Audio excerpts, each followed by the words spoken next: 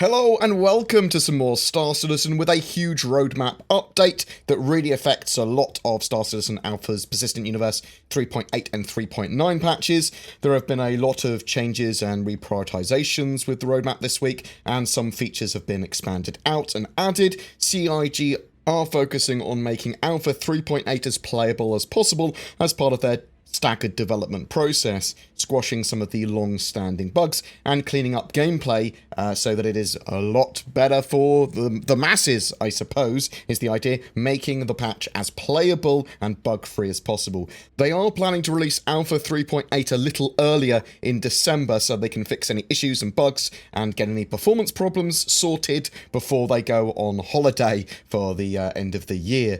So, let's have a look to see what's been added to 3.8 and the changes to the roadmap and 3.9. So there's the Rescue the Hijacked 890 Jump mission.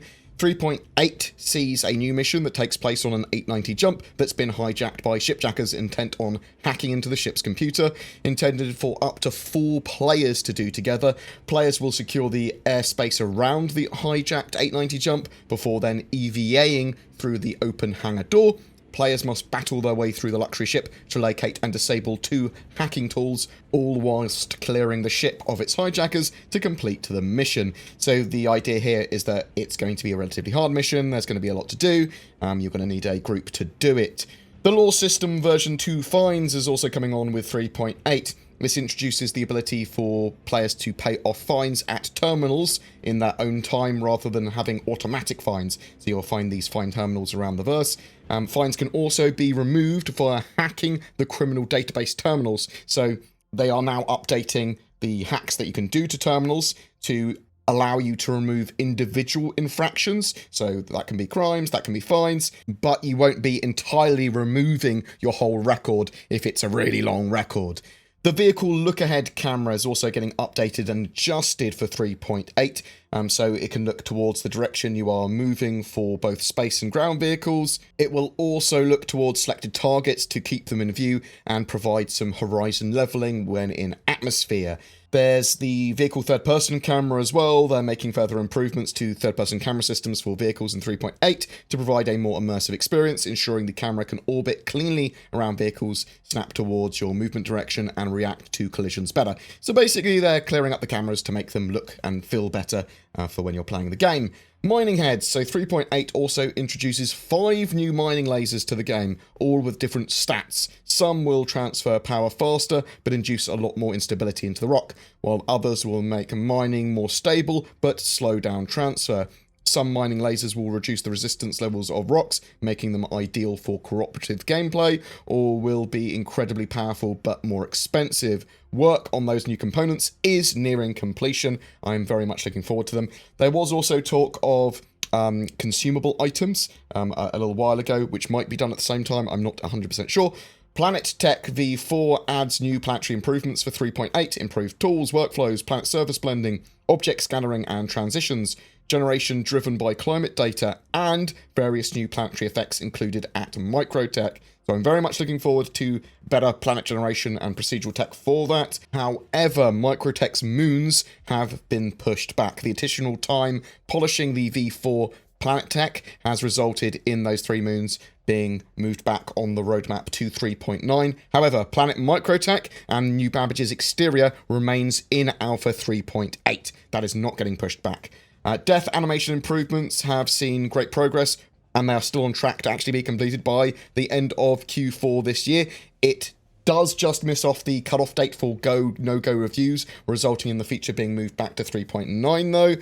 Developers focusing on FPS combat weapon types for AI were pulled off to assist with AI perception for Squadron 42.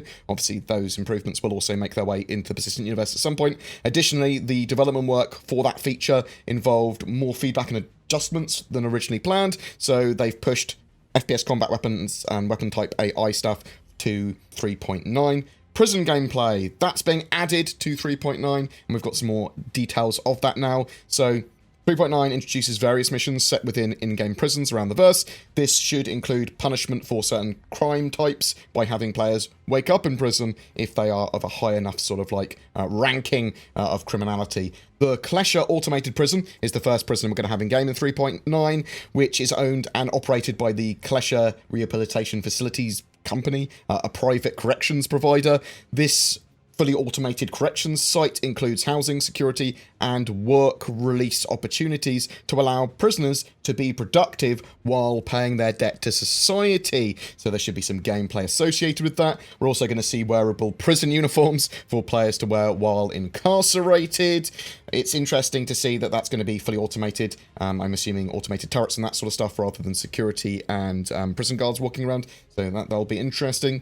With NPC healing, they want to focus on improving the personal inner thought and personal interaction systems before moving on to improving medpens, grenades, and throwing tier 1 functionality. So that shift in focus has seen NPC healing move back 1 quarter to Q2 2020. The cockpit experience, NPC improvements, shopkeeper and bartender, procedural asteroids, planetary ground fog tech, and improved terrain shadows have all been pulled off the roadmap, and they are revising and reprioritizing exactly where they would like them to land. So expect to see some of them again in the near future. This is mostly due to them focusing and changing priorities to different features in the shorter term, and although disappointing, it's sort of like part of the course for CIG and Star Citizen's development, and it's sort of understandable for those particular listed features, although I did sort of want to see the AI improvements to shopkeepers and bartenders, because I was sort of oddly hyped about them.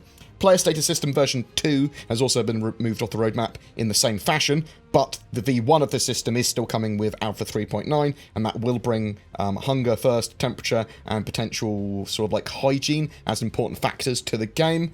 There's some more Squadron 42 focused features as well that moved around. Body dragging has been re-added to the roadmap for Q1 2020. I'm actually very much looking forward to seeing that in the persistent universe. FPS Realistic Firing V2 has moved up for Q1 2020 completion. Cockpit interaction has moved back to Q2 2020. Locomotion version 2 has seen a focus on some of the more core locomotion functionality take precedence, and the feature has moved back due to that to Q2 2020. These features will also obviously be absorbed into Star Citizen's persistent universe at some point after completion when appropriate. We did also see a sneak peek of some new UI stuff for elevators in the verse this week. It actually looks really nice and clean. I'm very much looking forward to the new UI, HUD, and cockpit improvements coming. And that's it for this week with that quite meaty roadmap update.